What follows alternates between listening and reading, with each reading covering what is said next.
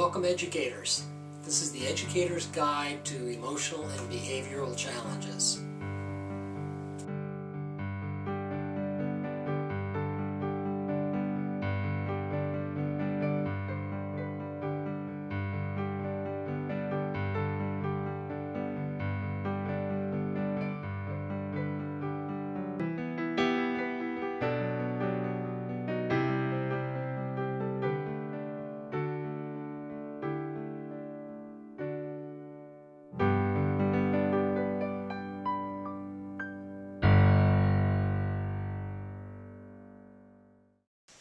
When do the interventions begin? Well, they already have. If you spent more than a few minutes with a problem student, you're using interventions. You may or may not be implementing a formal individualized intervention plan, but interventions are happening. If your interventions aren't working, you'll have an emotional response. That's natural. The F word, feelings. And these particular F'ers are not going to be warm and fuzzy F'ers. Feelings are difficult to control in the best of situations with the most mature of people, but if they're not acknowledged or examined rationally, they're impossible. For most kids, the equation goes something like this. Have a feeling, act on feeling. Adults, at least sometimes, can add a series of other steps in between. Have feeling, think about feelings, consider consequences of reacting naturally to feelings. Decide how to act, even if it's contrary to the feelings, and then act. Here's one question to ask yourself. Am I acting on my very natural emotions without considering them, without thinking about them? For instance, am I avoiding the problem because I don't know what to do and that makes me anxious? Am I acting angrily, showing my frustration, dismissing the student's concerns without much consideration? Well, if the answers to any of these are yes, don't dismay and don't be too hard on yourself. But look at the feelings. Looking at feelings, acknowledging them, and then setting them aside if necessary, this process will put you back on the right track. If you're distressed, frustrated, stressed, try to think about the problem as the enemy and not the student as the enemy. She's not trying to stress you out. Don't blame yourself for having some negative feelings either, and don't blame the student for causing them. How you think about the problem is very, very important. We all know that trust is earned, right? But somehow we expect people to trust us simply because we know we're trustworthy. Think about it. When is the last time you actually earned somebody's trust? It's rare that you have to earn it. Usually it's just given to you. It's transferred over as a legacy from the last trustworthy person who interacted with your student. And luckily, for most of them, they walk right through the door on the first day of school and hand you their trust. Most other adults in their lives have been trustworthy, and you'll probably be too, and you benefit from that experience. But some don't. The anxious ones, or the oppositional ones, or the depressed ones. Many students with emotional and behavior problems tried the trust thing with other adults, and it didn't work out so well. They've misbehaved or failed in some way, and they've been punished. They tend to overgeneralize from this experience. They tend to lump adults together and treat them as interchangeable. They feel threatened, so you must be the threat. And that doesn't really feel nice. Recognizing and thinking about this type of unpleasant reality, that somebody actually does not trust you, it leads you down the path to a few decision trees. Do I take offense and react accordingly, because that would be natural and understandable? Or do I tell myself, maybe it's not about me, it's about the student's invisible glasses. They have mud on them, if you will, and I didn't put it there. But I can do something to take it off. So maybe, do I take some mindful actions to build trust? Or do I consider the student's problems his trust problems and not my concern? Well, if you decide to take the next step and try to build some trust, come up with your own version of the trust pledge. Mine would be, we don't know each other very yet, but I'm going to work really hard to earn your trust. Because that's important to me. How am I going to do it? Well, I'm going to try my hardest to do what I say I'm going to do. I'm not perfect, though. I will always tell the truth. I will not lie to you. If I make a mistake, I'll try very hard to admit it and fix it. But that's hard for people to do.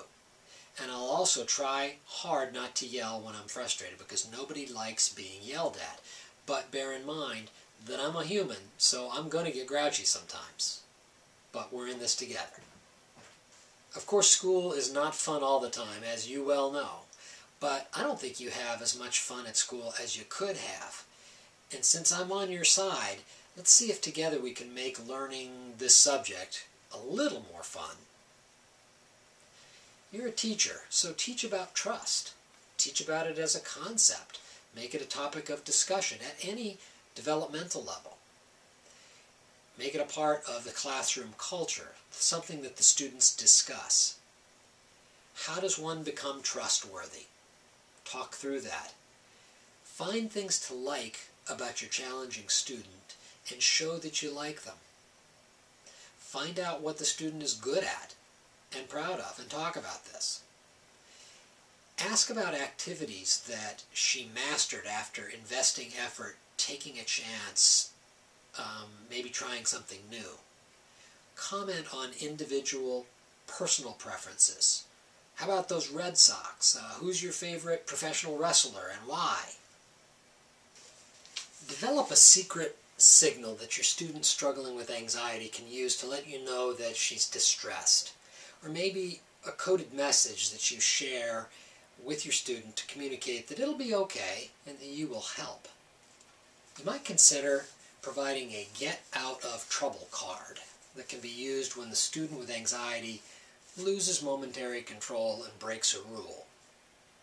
This gives them a face-saving way out and helps the situation from escalating. Don't forget to consider peer matching.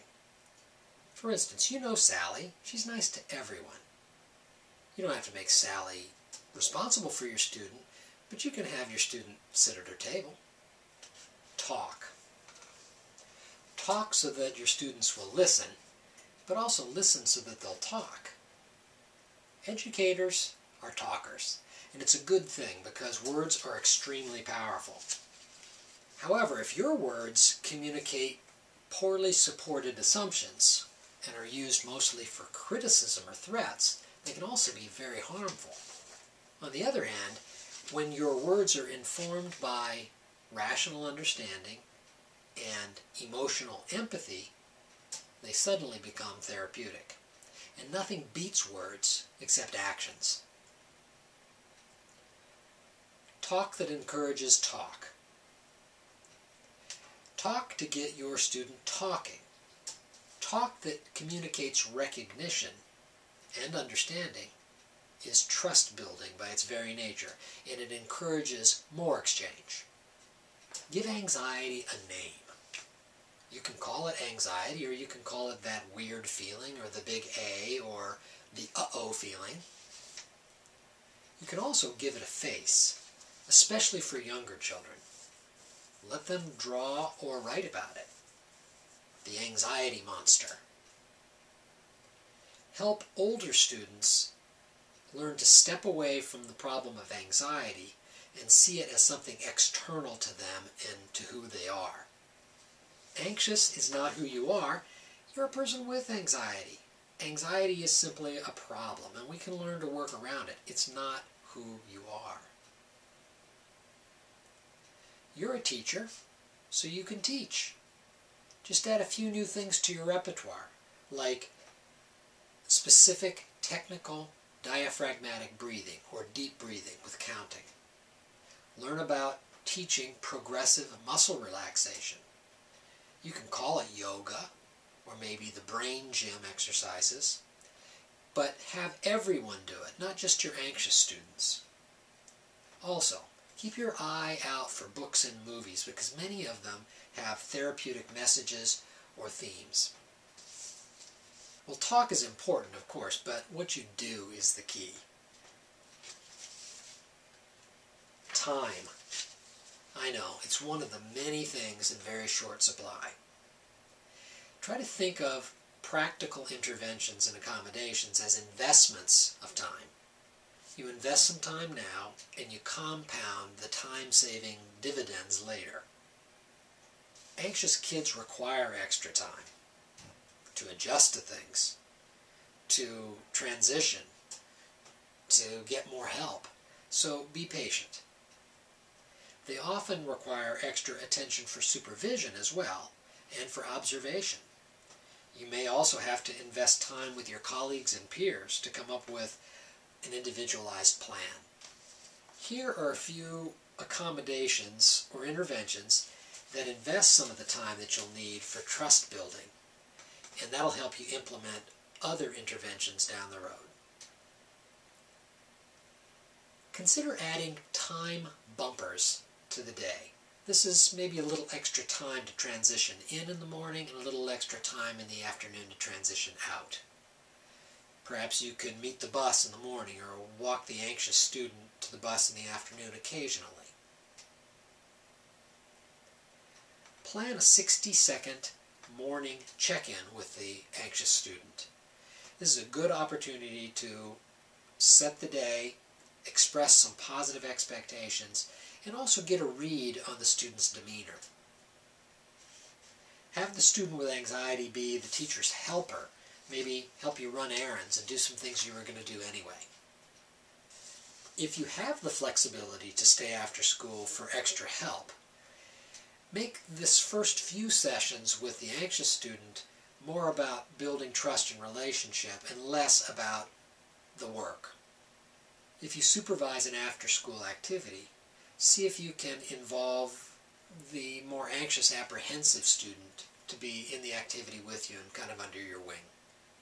Practice tests.